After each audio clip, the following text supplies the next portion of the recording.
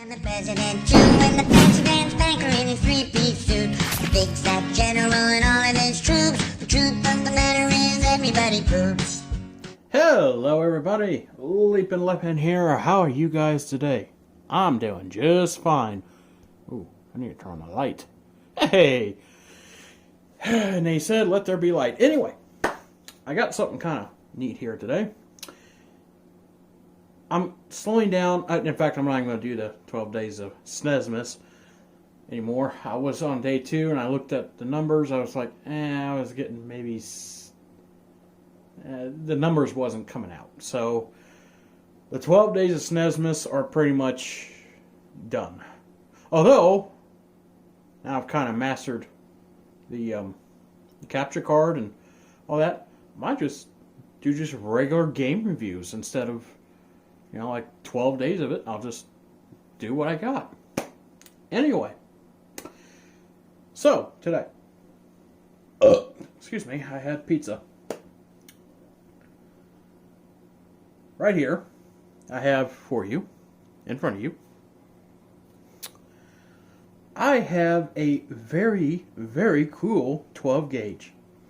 Now, this 12 gauge is, well, it looks like a Browning, right? It is not. It is a Remington Model 11. And there is quite a story behind the Model 11. It's absolutely astonishing. Now, of course, this was made by John Browning. Oh, yeah, the Lord and Savior of the gun world, John Browning. And yes, that is a red, white, and blue croc. It's going to be holding that up. Anywho, John Moses Browning. I already did a whole thing on him. Look at my Rock Island Armory 1911 review. And in fact, I'll post it in the comment or in the description. Let's see here. So the Model 11. This was made by Remington.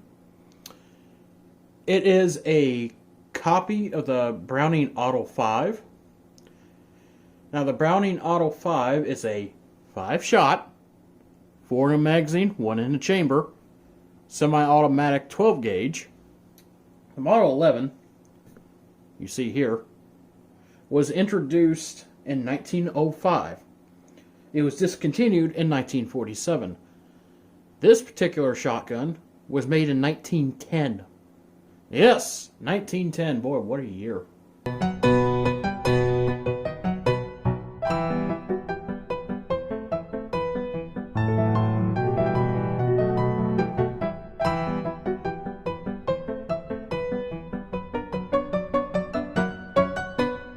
Approximately 850,000, including 65,000, made for Browning during World War II. And a lot of those were not so much for the field as they were for training aerial gunners on how to lead your target. Because if you want the same training a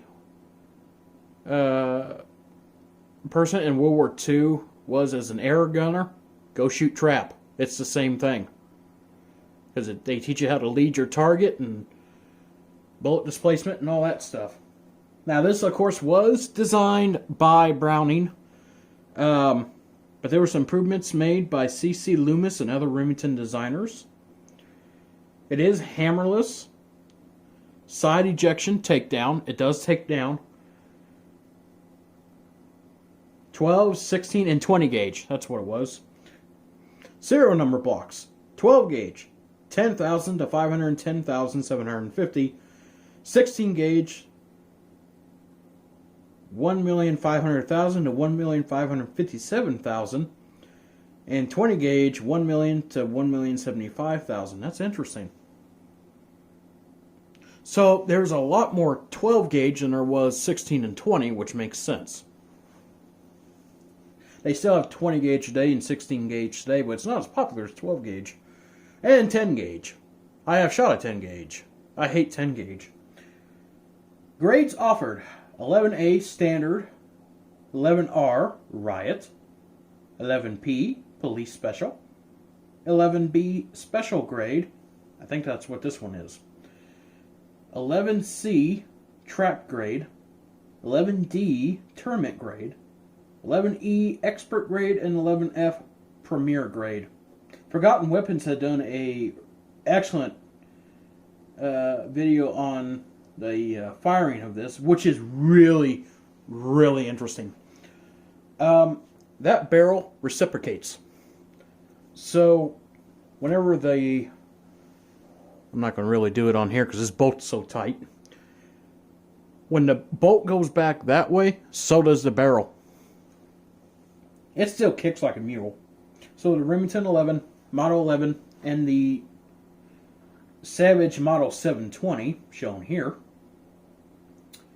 they're basically identical to the Browning Auto 5, except the Browning Auto 5 has a magazine lockout.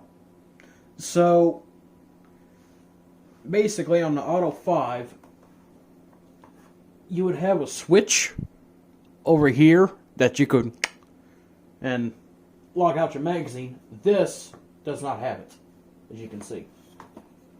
Now, John Browning presented his design, which he says this was his best achievement. I believe it. To Winchester, where he had sold most of his previous designs. When Winchester refused his terms, Browning went to Remington. However, the president of Remington died of a heart attack as Browning waited to offer them the gun. Yikes. This forced Browning to look overseas to produce a shotgun. It was manufactured by Fabrique Nationale de Herstel, FN, of Belgium, a company that's already produced Browning-designed pistols starting in 1902. Browning would later license the design to Remington, which produced it as their Model 11 from 1905 to 1947. Once again, this is a 1910 model. The Remington Model 11 was the first auto-loading shotgun made in the United States. This is paramount. Savage Arms also licensed design from Browning and produced their Model 720 from 1930 to 1949, and their Model 745 with an alloy receiver and two-shot magazine from 1941 to 49. Now, I'm going to have to go into the Auto 5 history in order to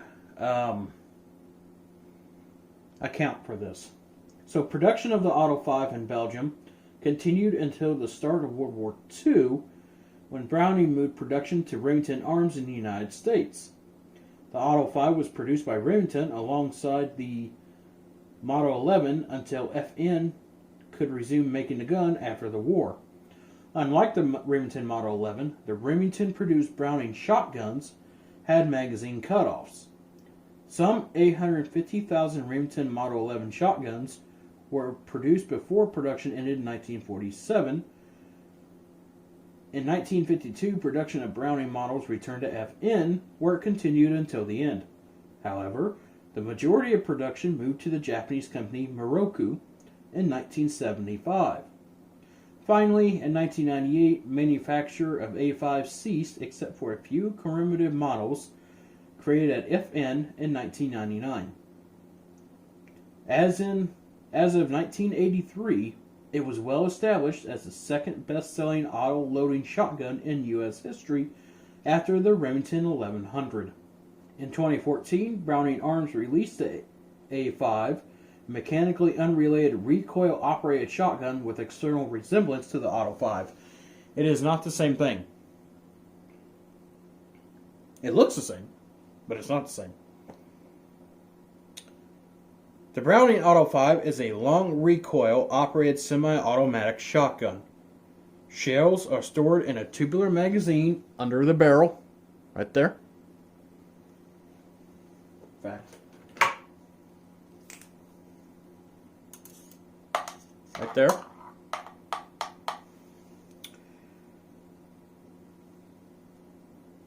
When chambered shell is fired, the barrel and bolt like I said before, recoil together for a distance greater than the shell length and recock the hammer.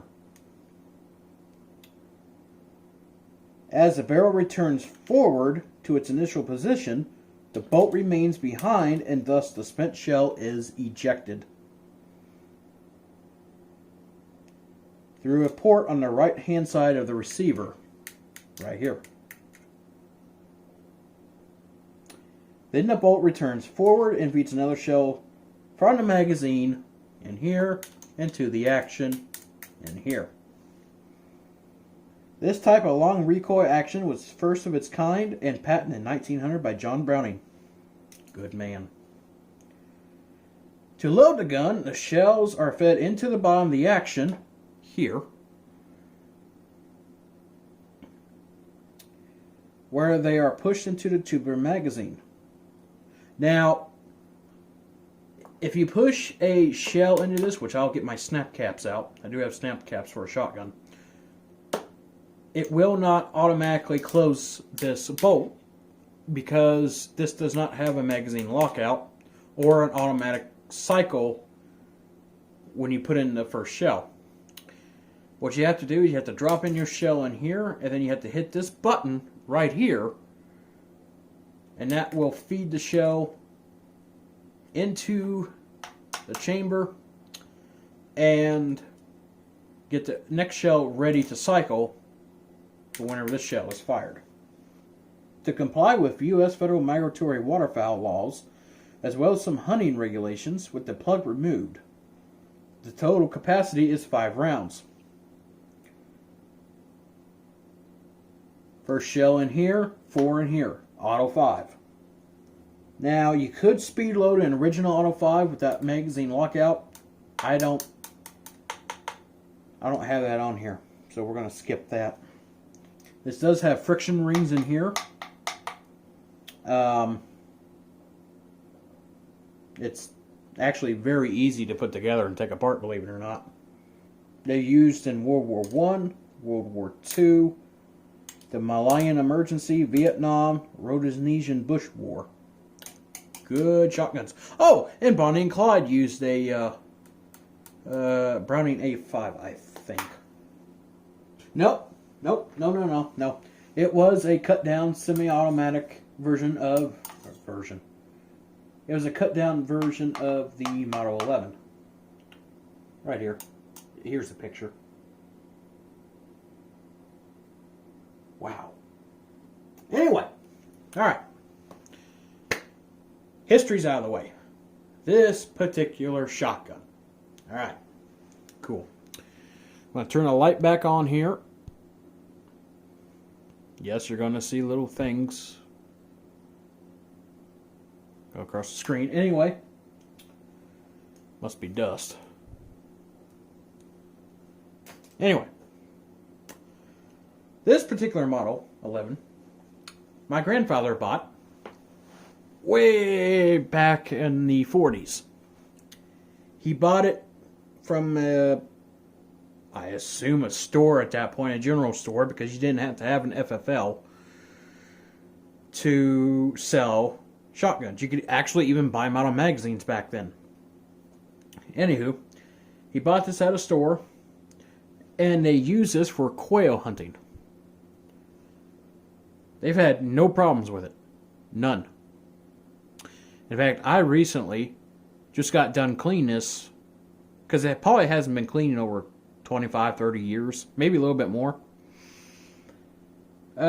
Some features of the Model 11 made in 1910. I'm not really sure how I'm going to do this. Let's look at the serial number. I don't know if you can see that. 96209. So they started out at 10,000 and went up to 510,000. So I did some research. This is a 1910 model. And also, another way you can tell is this stamp. It says RP on it. Remington production. And so, that's another indication of this being a 1910 model shotgun. Or a Model 11 from 1910. Now, you had different standards. You had the standard one and the Premier. The special, I already went through all that. This one, I could tell this is rated for quote-unquote smokeless powder shotgun shells, as they called them back then, nitro shells. Because this has checkering right here.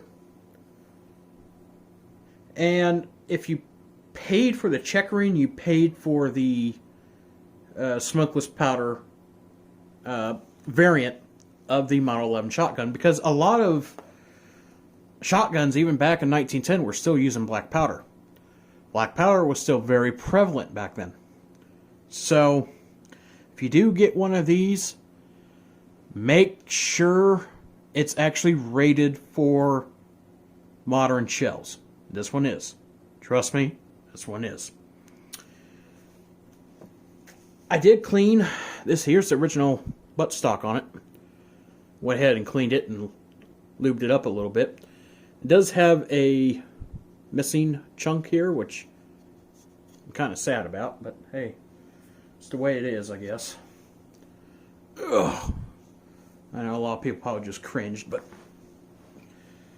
the sight,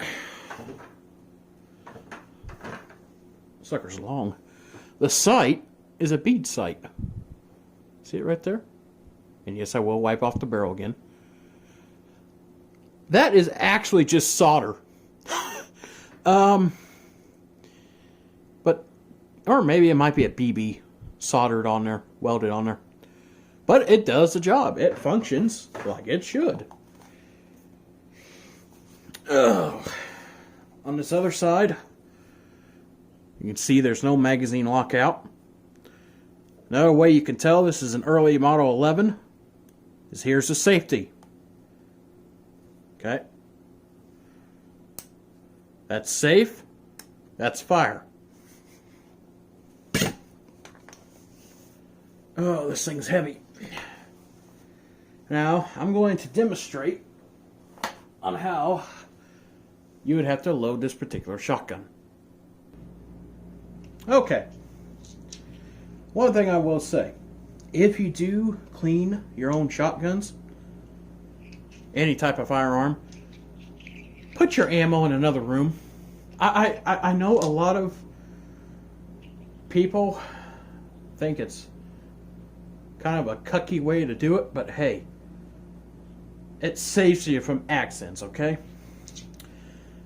Now, I'm going to be showing you how this loads. I got these here. These are snap caps. These are inert, okay? Got two of them here. The first thing you would do, drop a shell in the chamber, like that. Okay. You push this button right here. That slams it forward. Then, I can find the other one. There it is. Then, just do this.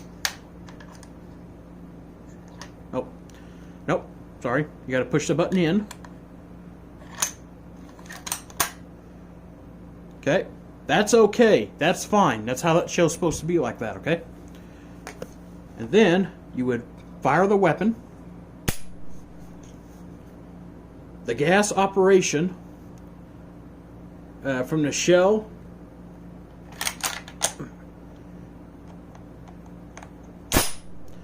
ejecting out, which I didn't have at that time. Like I said, the barrel would come back, so would the bolt.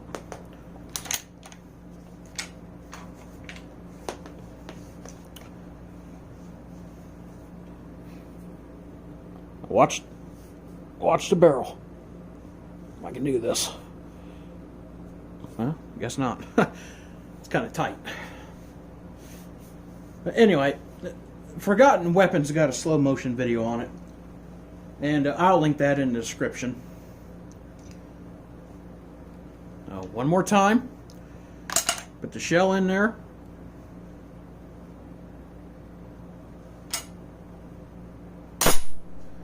Push that button. Push this button again, right here. Slide that in. You're ready to go for your next shot. This comes out. Recycles.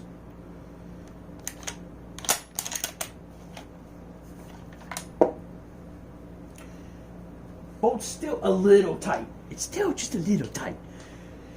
And that's because it's so old and it's been oiled, greased, whatever. But it's just, you know, it's old-fashioned. And when I say this thing kicks, it kicks. But it hits every time. Love it. Absolutely love this shotgun. The forends or forearms on these, they crack all the time. This one is no exception. And I think a lot of it has to do with the barrel coming back and reciprocating all the time. That puts a lot of wear and tear on these.